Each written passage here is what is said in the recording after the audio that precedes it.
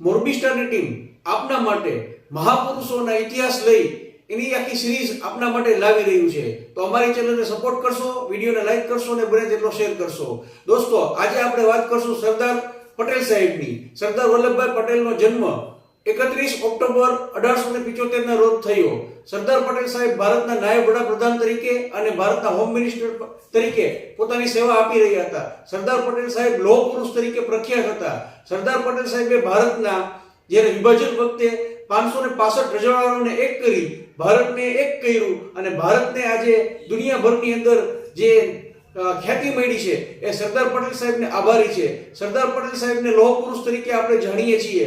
સરદાર પટેલ સાહેબનું જે ભારત દેશ માટેનું બલિદાન છે એ અભૂતપૂર્વ છે. સરદાર પટેલ સાહેબને 1 મિનિટમાં વર્ણવવા બહુ અઘરી વાત છે. દોસ્તો, સરદાર પટેલ સાહેબની પુણ્યતિથિ તારીખ 15 ડિસેમ્બર 1949 ના રોજ આવી